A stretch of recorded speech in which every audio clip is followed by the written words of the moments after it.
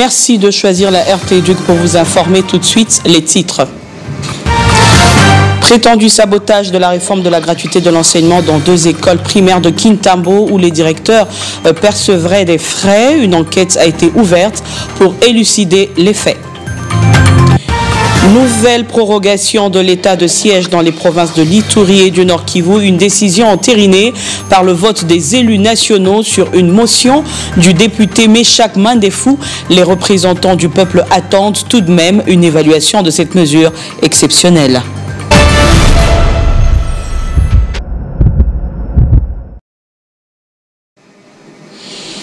Bienvenue à tous. Gratuité de l'enseignement primaire après des nouvelles qui leur sont parvenues sur un prétendu sabotage de cette grande réforme dans le secteur de l'éducation. Le sous-préfet de Kintambo ainsi que l'inspecteur Poul du primaire de la même commune se sont rendus ce vendredi dans 2 écoles de leur juridiction pour enquêter justement sur ces faits. Anthony Chamba pour les détails.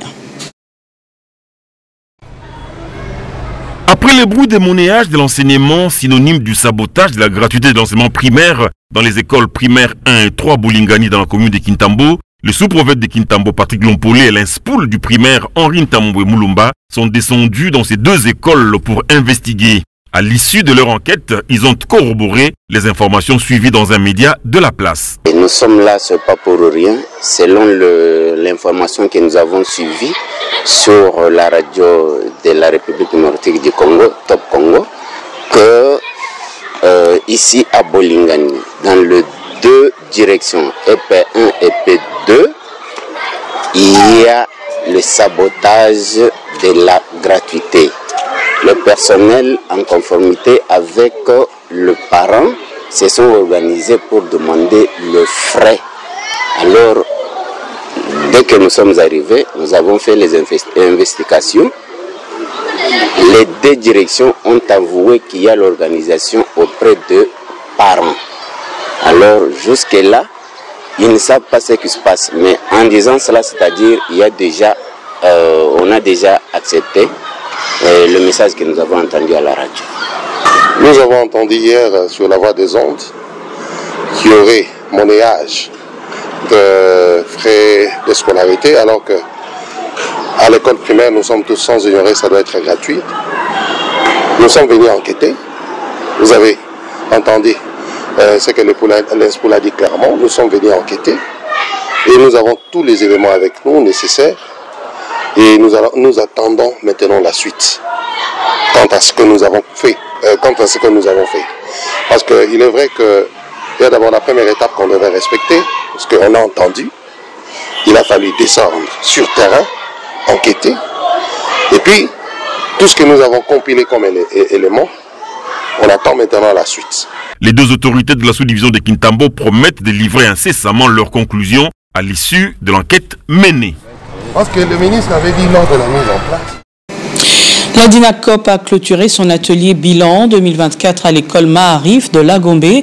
Le directeur national de cette direction du ministère de l'Éducation, Boniface Mbaka, s'est félicité de la célérité avec laquelle les travaux se sont déroulés et les résultats auxquels cet atelier a abouti. Anthony Chamba et Aloïs Bimangou pour le reportage.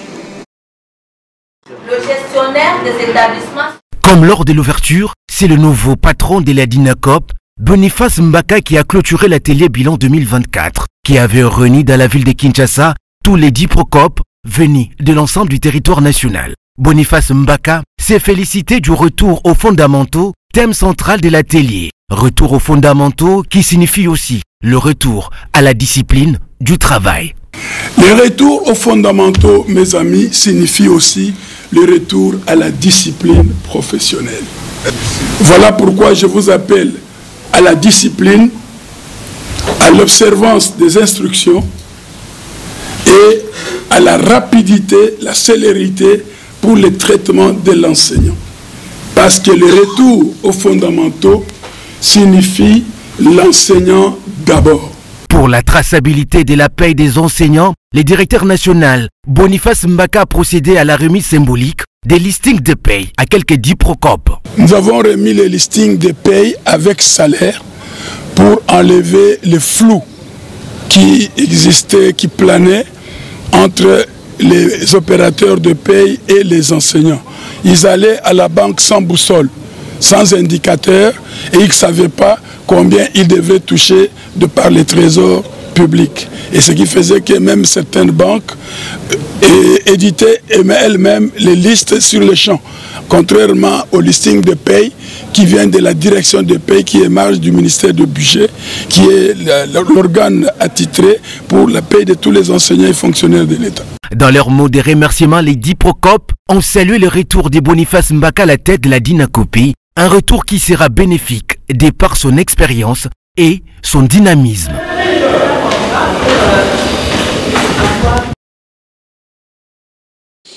Pendant ce temps, l'IPP de Kwango 1, François Mukendi Bukassa, poursuit son itinérance dans les écoles des sous-divisions de Kengeville et de Pont-Kwango. François Mukendi Bukassa en a profité pour vulgariser le serment du citoyen institué par la ministre d'État à l'Éducation, Raïssa Malou.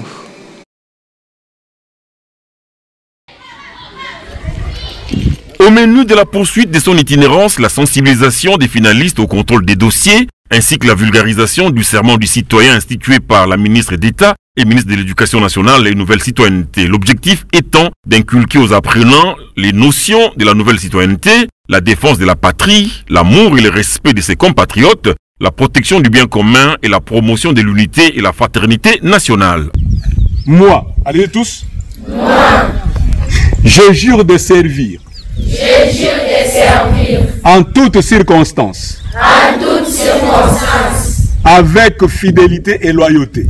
Avec fidélité et loyauté. La République démocratique du Congo. La République démocratique du Congo. D'aimer et de respecter mes compatriotes. D'aimer et de respecter mes compatriotes. Alors, allons-y. D'aimer et respecter mes compatriotes. D'aimer et respecter mes compatriotes. De protéger le bien commun. De protéger le bien commun. Et de promouvoir l'unité et la fraternité nationale. Et de promouvoir l'unité et la fraternité nationale. Donc avec ça, il n'y aura pas de Bayaka, il n'y aura pas de Baluba, il n'y aura pas de Bangala, il n'y aura pas de Bakongo. C'est compris, hein? Oui. Unité, fraternité nationale. Tout le monde, nous sommes un et nous sommes des frères. Entendu, hein? Oui. Avec ça, on ne touche pas à l'école, on ne brûle pas un établissement parce qu'on est mécontent. Parmi les écoles visitées, l'IPP François Mukendi Bukassa s'est rendu à l'Institut Ntokiese, l'Institut Nchinda Kwango, l'Institut Lusanga, l'école primaire Saint-Kizito, le lycée Ntetembo et le lycée Sebiera. Partout où il est passé, François Mukendi Bukassa a prêché la vulgarisation du serment du citoyen, œuvre de la ministre d'État Raïssa Malou. Dans l'actualité également, la plénière de l'Assemblée nationale a décidé sans débat préalable de proroger pour la 85e fois l'état de siège dans les provinces de l'Ituri et du Nord Kivu. Cette décision a été entérinée par un vote où les élus nationaux, sur une motion du député Meshak Mandefou, ont convenu qu'il était préférable de s'abstenir des discussions en raison des récurrences des mêmes questions et revendications soulevées à chaque demande de prorogation par le gouvernement. Sylvie Bamona.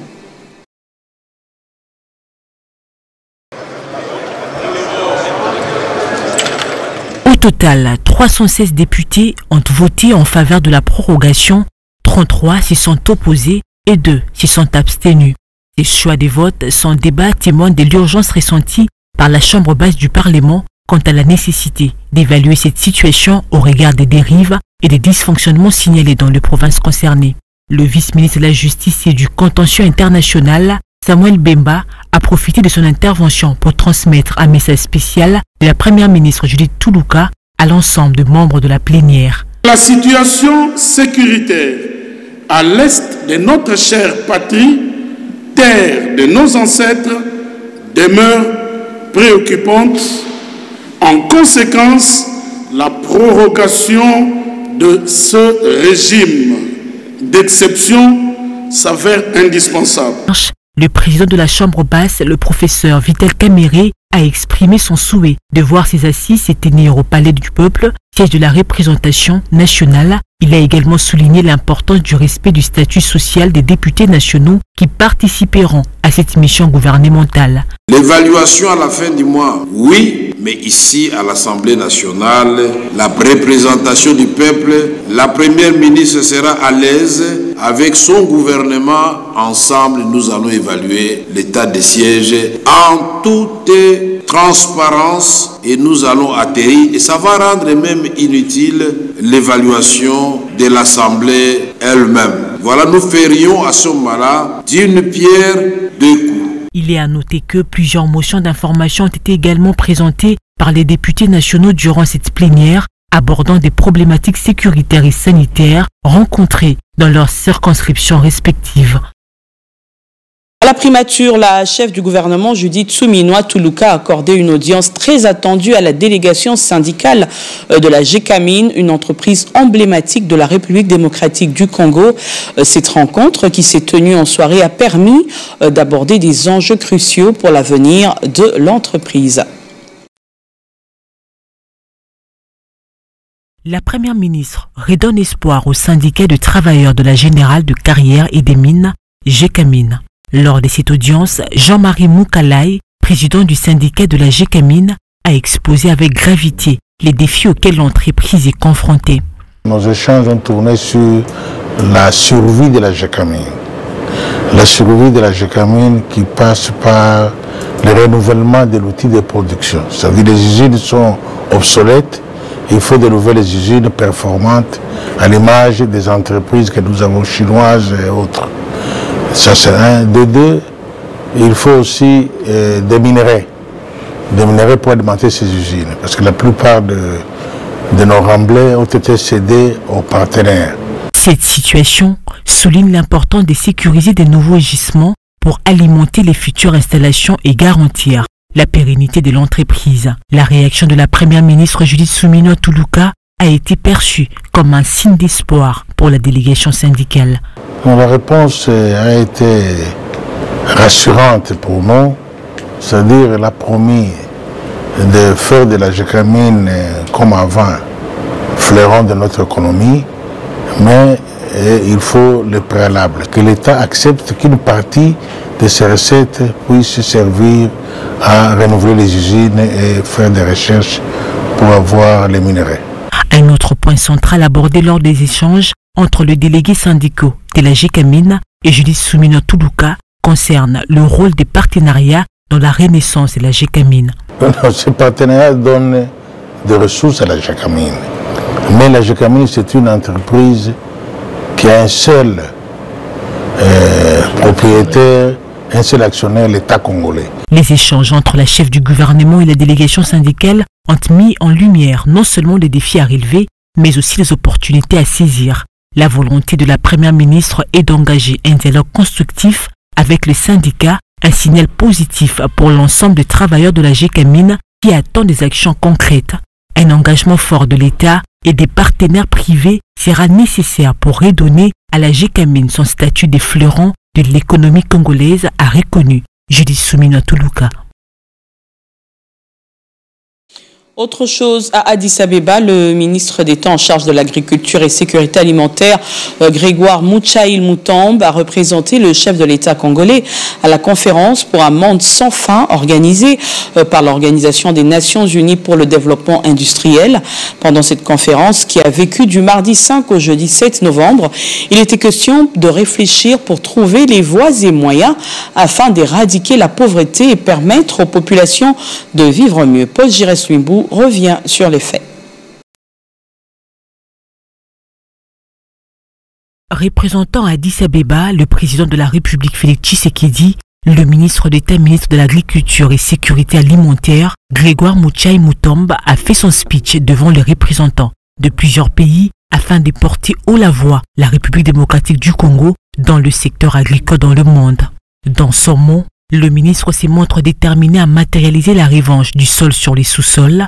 Il affirme d'ailleurs que le gouvernement congolais fournit beaucoup d'efforts depuis les débuts du deuxième quinquennat du président de la République pour résoudre le problème de la famine en RDC. Nous avons la volonté de changer des choses dans l'agriculture Son Excellence, Monsieur le Président de la République démocratique du Congo, Félix-Antoine Tshisekedi, par sa volonté, il décrète sa vision dans les concepts de la revanche du sol et du sous-sol. Dans le passé, notre agriculture était très compétitive et était capable de nourrir sa population et aussi d'exporter d'autres cultures. En ce moment, avec la volonté que nous avons pour le moment, nous pensons continuer dans ce chemin et à atteindre les objectifs au rendez-vous de 2030. Nous demandons à ce que aussi il y a la volonté pour faire des réalisations, mais c'est possible de vivre dans un monde sans fin lorsqu'il n'y a pas de guerre. Pour soutenir le développement agricole en RDC, Grégoire Mouchaï a rappelé que le gouvernement congolais a, à travers la campagne agricole 2024-2025, mis à la disposition des coopératives les tracteurs, les intrants, matériel aratoire et les semences. Cette conférence a été organisée par l'Organisation des Nations Unies pour le développement industriel, le gouvernement éthiopien, l'Union africaine avec l'assistance technique de l'Organisation des Nations Unies pour l'alimentation et l'agriculture. Et pour finir, les membres du comité directeur de la Société financière internationale de la Banque mondiale consacrée au secteur privé ont échangé avec le vice-premier ministre des Transports au centre des échanges, l'amélioration des infrastructures de transport, notamment les rails, ports et aéroports. On écoute Malik Fall, représentant régional de la SFI. Nous sommes actuellement cette semaine en mission avec des collègues qui sont venus visiter la RDC, la Kinshasa, pour rencontrer les acteurs publics et les acteurs privés en vue d'identifier des opportunités d'investissement dans le secteur des infrastructures. Donc nous avons eu une excellente discussion avec son Excellence, Monsieur le Ministre. Nous avons discuté des différents besoins et des différentes priorités du gouvernement dans le secteur du transport, aussi bien dans le secteur du rail, dans le secteur des ports, aéroports, et nous avons convenu de continuer les discussions en vue d'accompagner les projets du gouvernement pour renforcer ces infrastructures de transport qui sont nécessaires pour le développement économique du pays. Voilà qui met fin à ce journal sur la RT Éduc. À toutes et à tous, merci de l'avoir suivi.